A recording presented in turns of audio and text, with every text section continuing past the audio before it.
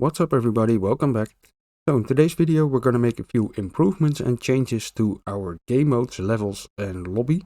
So essentially what we're going to do, we're going to set which game modes are available for solo or multiplayer. And after that we're going to set which levels are available for which game mode. So for example, if I go to my solo lobby, I will not be able to select Team Deathmatch. And you probably don't want free-for-all in here as well, but I just have it in here because it's easier for testing without enemies. And you can see the level changes with the game mode, so we can set which levels are available for each game mode. So free-for-all has 2 levels available, for example, and a survival game mode only has 1 level. So we can set all of that stuff. And then if I go to my multiplayer lobby, then I would be able to select Team Deathmatch as well. And again, we can set all of the available levels for each game mode as well. So that's what we're going to do today. And depending on how fast all of that goes, we're also going to add a new game mode, which is the survival mode with an open world level.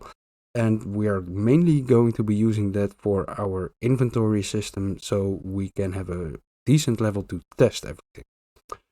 So that's what we're going to do today. If you like the videos, please consider leaving a like. If you want to get your hands on the project files, you can become a member of the YouTube channel or become a Patreon, and then you will get access to premium channels in the Discord, which will also give you access to some downloads.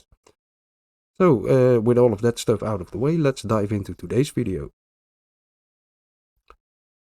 But first of all, before we start, I would like to take a look at a small thing from the previous video. So if we go to our inventory folder and then open up our controller component, so inventory component controller, in here we have a function. Where is my window at?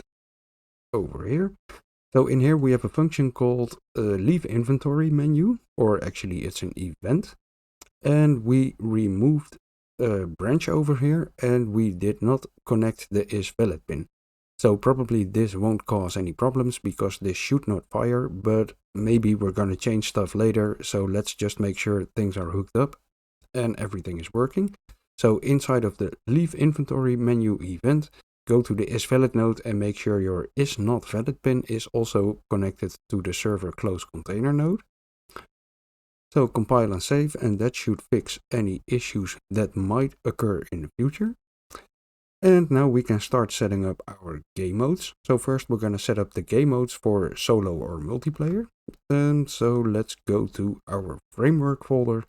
And in here we have our structure. So we're going to add 2 booleans to the structure. And to make sure that our struct doesn't get corrupted and our project might screw up, we're going to make sure that we have everything saved first. And then we're going to open up our structure and we're going to add 2 booleans.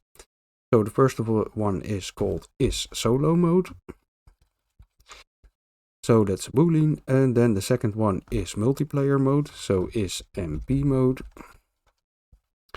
Then make sure you save the structure. So only the struct itself. And then we're going to close down Unreal. And it wants to save all of the other stuff related to the structure. And then we're going to say don't save this. So simply close it and reopen Unreal. And if you do it like this, the chance that the struct will get corrupted is really small. So make sure every time you make changes to a struct, you do it like this.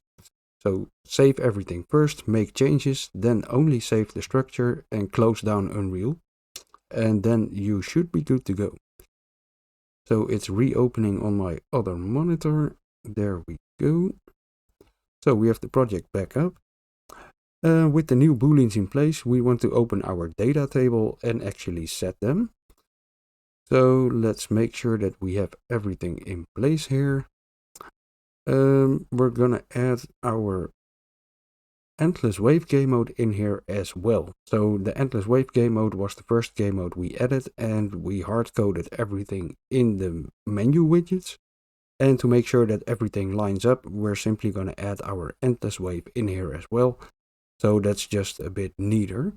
So let's add a new row and call this Endless Wave. So this should be the same name as you're using in the enumeration for the game modes. And then we can simply say the match duration is going to be 0. So we're simply going to add one array element and don't fill in anything. Score limit is 0 and the respawn delay is 0. So all of those don't exist. Then we can set our maximum team size, and I'm going to set it to 8. You might want to use 4 or 8 or 6 or whatever you want. And then for the number of teams, we'll only get one option, and that's 1.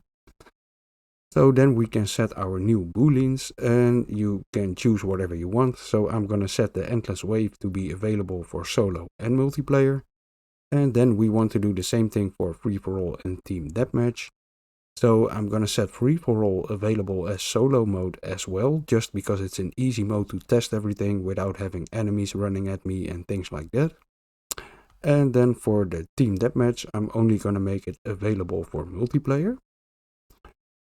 So we can save it and close down our data table. And then we can start making some actual changes. So we need to go to our widget lobby menu. And we're going to go to the event graph. So first of all, one thing I noticed when I was working in here in my event construct, I had this hooked up over here. So I'm not sure if that was a mistake I made in the video or if that happened when I was playing around with the project. But you might want to check that the actual completed pin is hooked up here and it's not hooked up to the loop body. So double check that and make sure it looks like this. Then what we're gonna do, we're gonna make a new function and a new boolean in here. So we have our isSoloGame boolean on the GameInstance, and we want to store it on our lobby menu as well because we need it later. So we can simply drag over here and promote this to a variable, and we're gonna call this something like isSoloGame. And we want to set it over here. So let me double check. So we want to set it in front of here. So we're going to move this over to the side. Grab this and plug this in first. Then we can plug in our new boolean, but it doesn't really matter. You can keep it connected as well, whatever you want. So then we're going to create a new function to make our game modes work. So we're going to call this something like filter game modes. And this function is simply going to filter out all of the game modes that don't exist for the current lobby. So what we're going to do, we're going to grab our game modes enumeration, and then we're going to grab a reversed for each loop because we are going to remove indexes from the array. So to make sure things don't mess up, we want to use a reversed loop.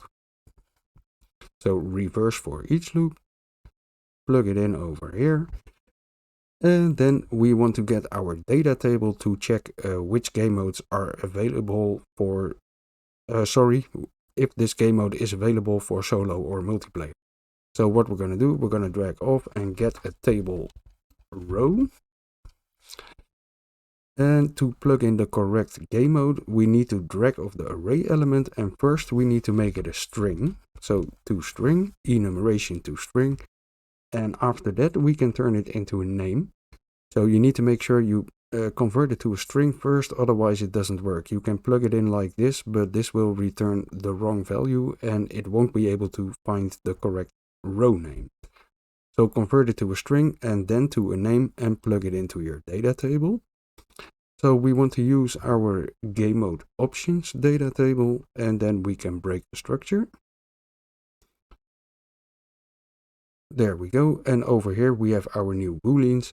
So now we can simply grab a branch in here, plug it into the row found pin.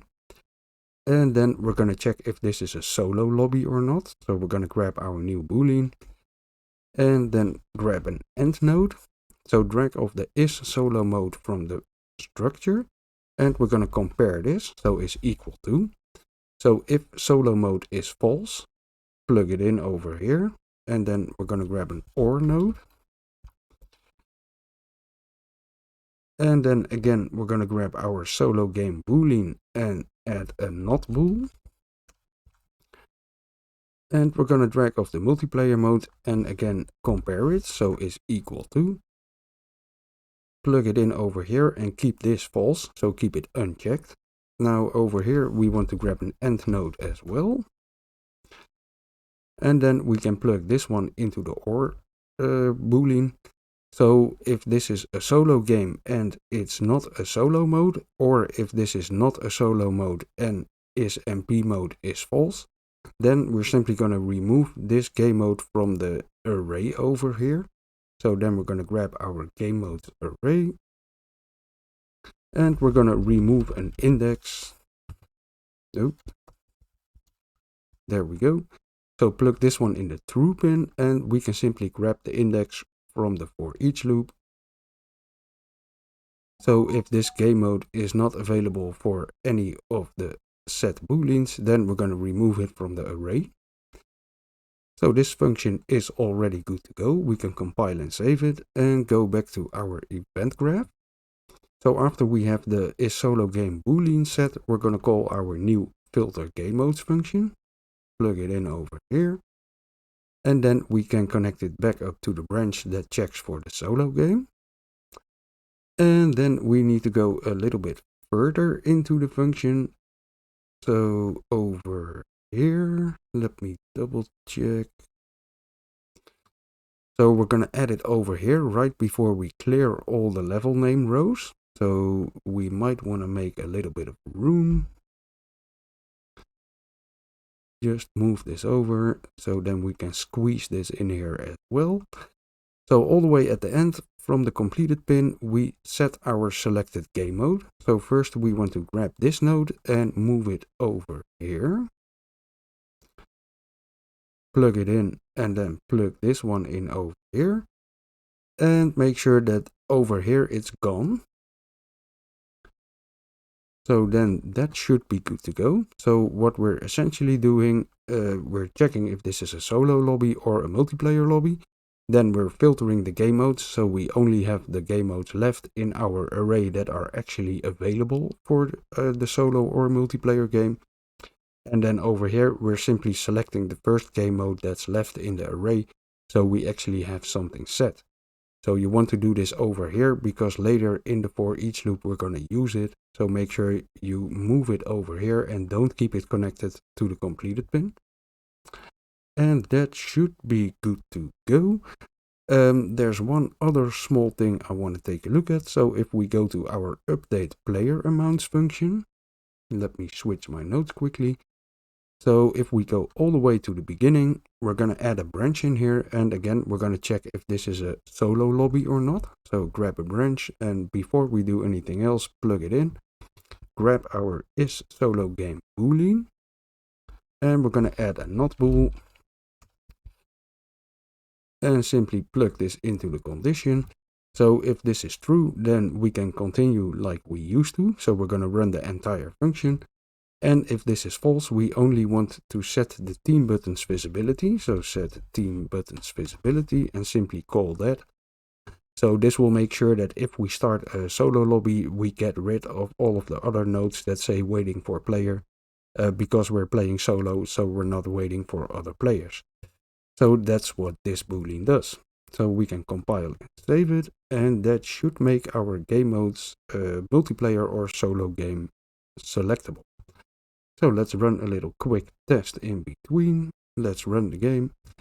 So if I go to solo now, I can select my endless wave, free for all, and that's it. And if I go to the main menu and host the game, then I can select endless wave, free for all, and team deathmatch. So that's working, that's good to go, and in the solo lobby we got rid of the other nodes, so we only have our own name left in here. So that's good to go. Now let's take a look at setting up the levels per game mode. So to make that happen, we're going to go to the maps folder, and in here we're going to add something to our LevelInfo structure again. So first of all, make sure everything is saved.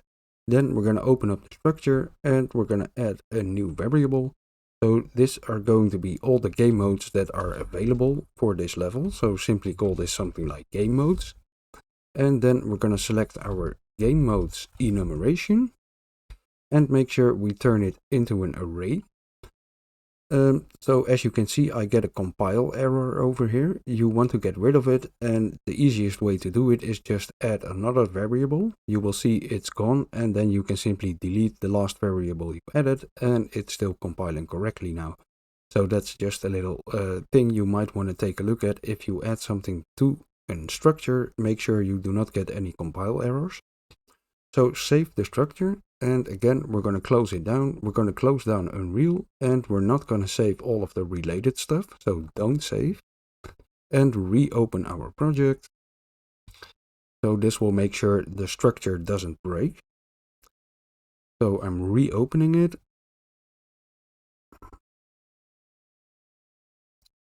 Come on, you can do it. There we go. So with the new setting in the structure, we need to go into our LevelInfo table and make sure that we set everything up correctly. So now we can simply add the game modes you want to be available for every level. So for the level 1, I'm going to add, let's say 3 game modes. So we're going to make this available for all the game modes: Endless Wave, Free for All, and Team Deathmatch. And then to make sure we can actually test if this is working, I'm just going to set the level 2 available for Team Deathmatch. So simply add the game modes you want it to be available to the array. Compile, save the data table, and that's good to go. And then we need to go into our lobby menu again to make everything work. So go to the widget blueprint lobby menu, go to the graph, and we need to do most inside of our event construct. So let me get rid of all of the other stuff. There we go. Inside event construct, let me double check my notes quickly. So we're going to move to the end over here, to the for each loop, where we add the level info rows for each level. So we simply want to check if this level is available for our current game mode, and if it is available, we're going to create a widget for it, and if not, we're simply going to skip it. So let's make a little bit of room right after we grab the table row name. And as you can see over here, we have our new game modes array available. So we're simply going to drag off the array, and we're going to find an item. And then we can drag in our current game modes array, and we're going to get a copy from it, and then plug in our game mode index. So this will simply return the current game mode that we have selected. We can plug it in over here. And then if this actually finds something, that means this level is available for our current game mode. So now we can grab a branch, plug it in over here. If it doesn't find anything, this will return -1. So we're simply going to drag off here, and we're going to do greater than or equal to. So if it's greater than or equal to 0, that means it found something in the array. So then we're going to plug the true pin into the create widget node. And that will make sure that it only creates level widgets for the game modes that are available. And then we need to go to the completed pin over here, because right now we're simply grabbing the first level from our data table and select that one.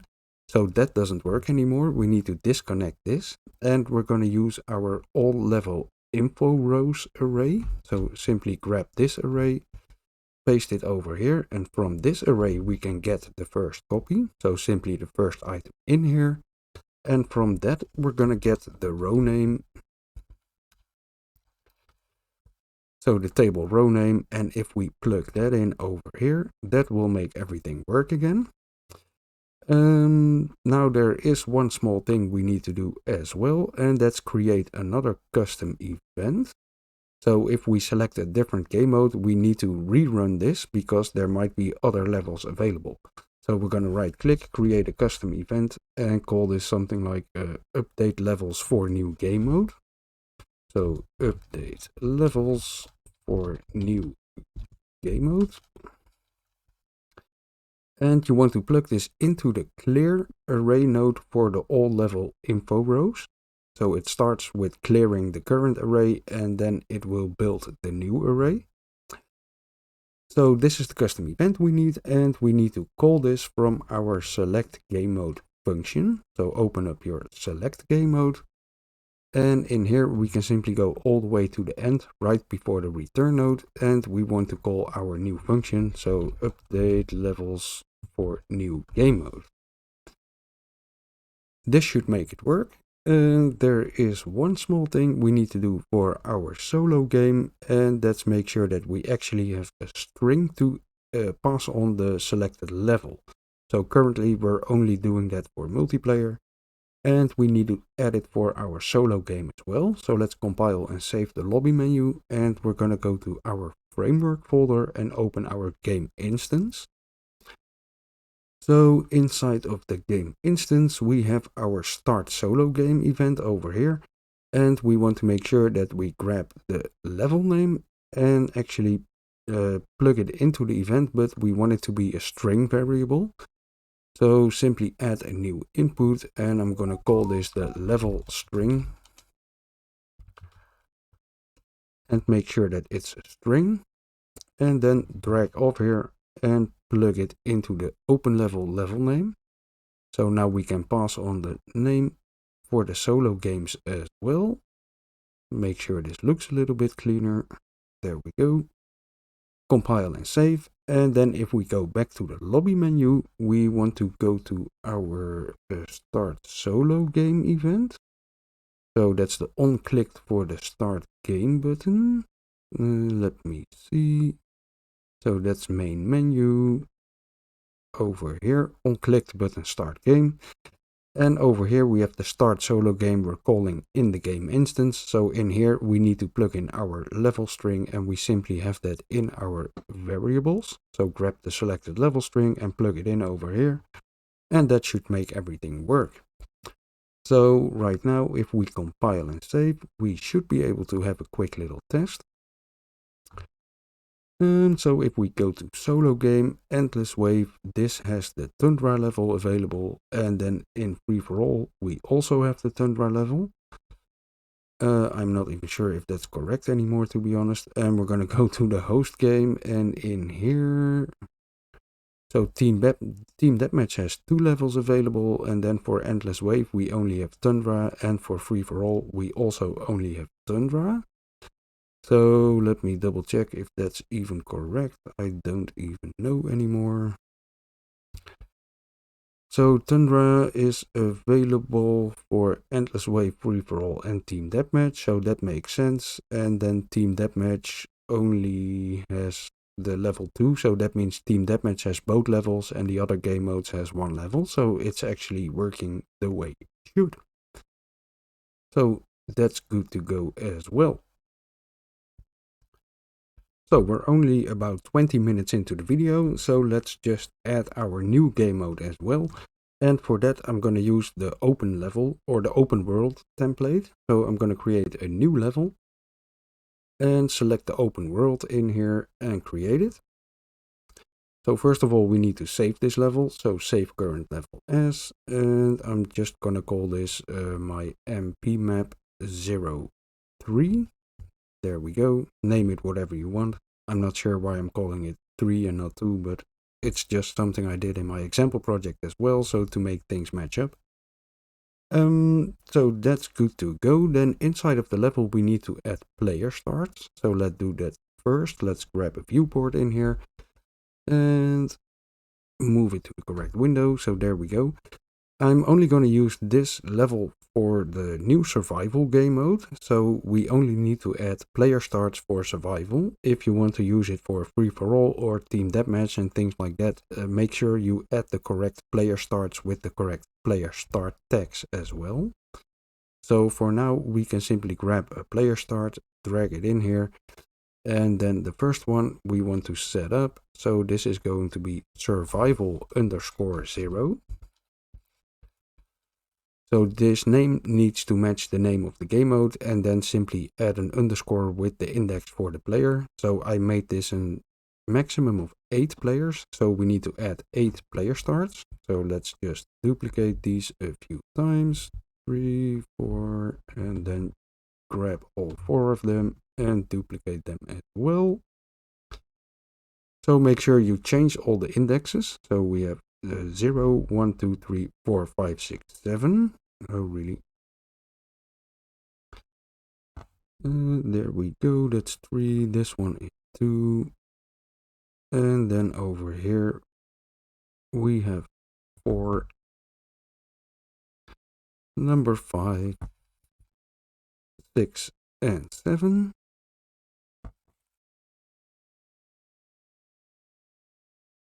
There we go. So the player starts are in place as well. Let's make sure everything is saved. Then I also grabbed a new image for the level, so I simply made a screenshot and I can use it in the lobby to display for this level. So make sure you have an image to use as well. And then we're going to go to our framework folder, and first of all let's add the new game mode to our GameMode's enumeration. So open the enumerator, add a new game mode, and I'm simply going to call this survival. Save it and close it down. So save everything, and we're running into the same issue as with the structure, so I'm not even sure if this is needed, but I'm not going to save everything, and I'm going to close Unreal, don't save it, and reopen it to make sure that things don't mess up. So I know for structures that's actually pretty needed. I'm not sure if you need to do it for enumerators, but I know it doesn't hurt. So let's just make sure you do it like this, and that way your project won't mess up. So we have our new game mode in place, and then we want to go to our game mode options table to make sure that we add our new game mode in here. So let's add a new row and call this survival. So again, we do not have a match duration, score limit, or respawn delay. So for those 3, I'm simply going to add 1 element and leave it to 0. Then for the maximum team size, I'm simply going to set it to 8. So a maximum of 8 players. And then for the number of teams, I'm simply going to set it to 1. And then this can be played in solo and multiplayer as well. So make sure you enable those. Save it and close this one down. Then we're going to go to our maps folder and update our level info table. So let's open up that one and let's add a row for the new level. So I'm going to call this map_03, and then my display name is going to be mountains. Then for the travel string, you need to use the actual map name. So for me, that's mp_map_03. So that's over here, mp_map_03. And we can add our preview image. So simply select it over here. And then you want to add the game modes for this level. So for which game modes is this level available? And I'm simply going to make this available for survival and nothing else. So save this, and that's good to go as well. And then again, we need to go inside of our lobby menu to make a bunch of changes in here. So let's open the lobby menu. And first of all, we're going to go to our update game mode options function.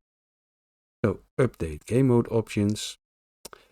And in here, we want to make a few changes. So let me grab my notes in here quickly. Update game mode options. So in the beginning of the video, we also added our endless wave to our data table. So we don't need to hard code any of this stuff anymore. So what we're going to do, we're only going to keep the set enabled node, and we can get rid of this stuff. And then at the end, this goes to our apply selected game mode options. So this will be called anyway if we simply use our normal branch. So we can just grab these nodes and delete them. And then we're going to copy the set is enabled node a couple of times. So 1 time for each game mode. So for endless wave, we are not going to have game mode options available. So we're going to disable the button. Make sure you plug the button into all 4 of the nodes. Then for free for all, we can actually set options. So we're going to enable the button. For team deathmatch, we're also going to enable the button. And for survival, we're going to disable it again. So disable it. And then we can plug all 4 of them into our get table row node. There we go. And then over here, so we connected a set is enabled false if we were not able to find the correct row name. So we don't need this anymore. It doesn't really hurt to leave it in, but I'm simply going to delete it. And then what you also want to do is grab the actual variable over here for the endless wave maximum team size, and we can delete that as well. Let's wait a little bit. It's still in use. Later we're going to remove it and then we can delete it. So that's my bad. So over here we are simply changing this part, and then the settings for our endless wave game mode will be pulled from the data table as well. So this will make sure that everything is working. And then we want to go to our switch on eGameModes node, and we're going to right click and we're going to find all of the references. So then we can simply make sure that we can update everything in here. So let's double click the first one. And this is for our GameModeOptions menu. So in this case, we don't need to connect any new pins. We only have options for free-for-all and team deathmatch. So endless wave and survival, we can ignore those.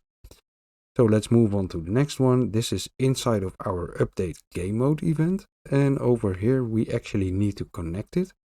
So for survival, we want to be able to select different characters. So we're going to plug it over here where the character menu button is enabled.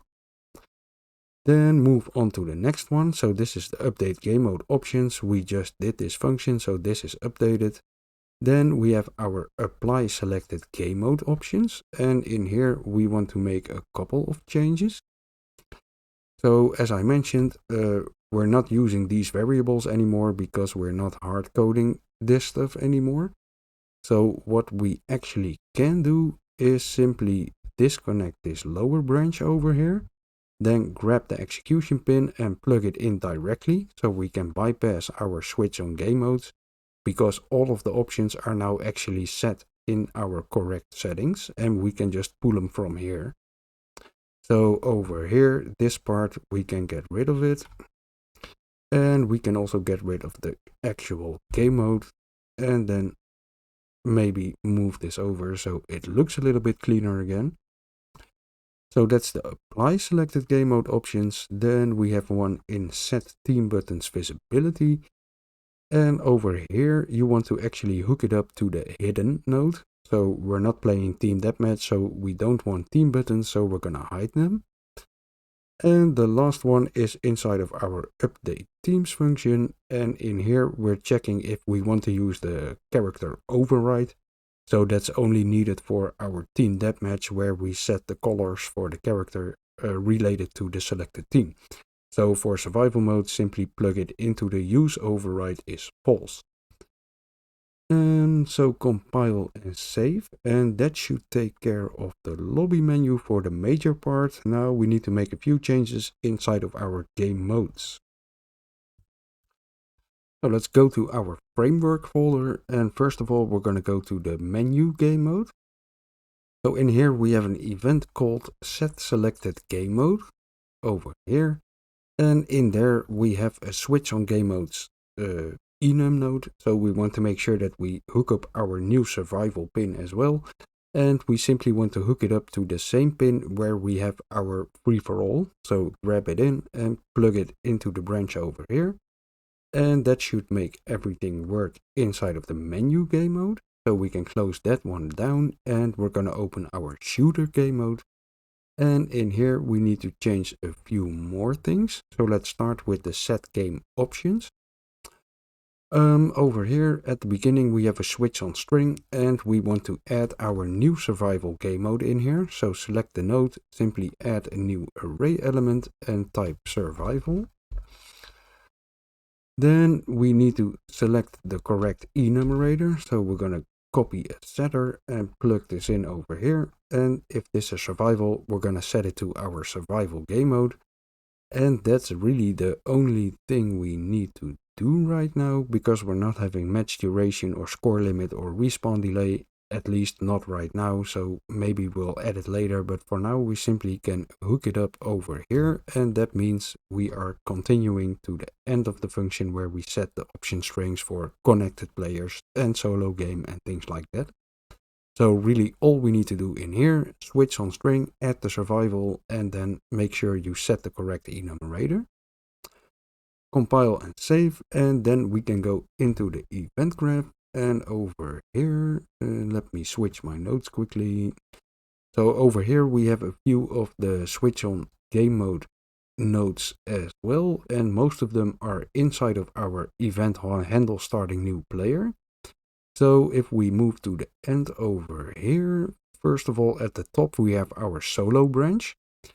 So if we are playing solo survival, we can simply call our level start free for all. This will display the countdown and make sure that the input for the player gets unlocked and things like that. So we don't really need a special function for it. We can simply use the free for all function. So make sure you plug survival in level start free for all. Then if we move down a little, we have the multiplayer branch. So is solo game is false.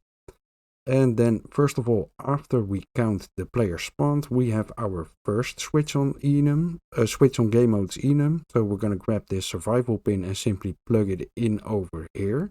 So we're not going to use the team deathmatch branch, but we're going to continue to the for each loop. And then at the end over here, we want to do the same thing as we did for the solo game. So we can simply grab our survival branch and plug it into the level start free for all. And this will make it work. So we have those three nodes updated as well. And then all we need to do is go to our spawn default pawn 4 function. So that's under the game tab over here. Open spawn default pawn 4. And in here again we have a switch on game modes. So we're going to grab the survival pin and plug it in over here. So we're not using our team deathmatch characters with the coded colors, but we simply use the character that the player has selected. So we can compile and save this one as well, and the game mode is done. Now there is one small thing inside of our character. So let's open up our hero base character, and in our construction script we actually have a switch as well. So for team deathmatch, we're making sure that all of the players have the same amount of health, strength and stamina. And if we're playing survival, we're simply going to use the settings from that data table. So grab the survival pin and plug it into the get table row node. Compile and save it as well. And now we should actually have a new working game mode. So let's double check. We're going to play it, and let's play solo for now. Survival, so that works. We have our new level in place and it's automatically selecting it. So let's start the game, and we're actually starting in our new level as well. So that's all working. Now let me just quickly launch a multiplayer game to make sure that's working as well, and then we are done for today. So I'm gonna pause the video, and when the lobby is up I'll be back. So my multiplayer lobby is in place. We're going to start the game in our new survival game mode and just make sure that everything is working as well. There we go. So we have our new game mode in place, and now we are able to set levels per game mode and also set solo or multiplayer availability for each game mode. So before you start adding pickups and stuff from the inventory to this open world level, I want to warn you that that probably doesn't work. So there are some things we need to change to make sure this works in the open world level. So that's why I actually added it to this game. So I'm not going to build an entire survival game mode or a battle royale game or something like that. I'm simply going to use this to make sure that we have a correct working inventory system in big open world levels as well. So that's the video I got for you today. Hope you enjoyed it. If you did, please consider leaving a like, and I'll be back soon for more. Talk to you later, guys. Bye bye.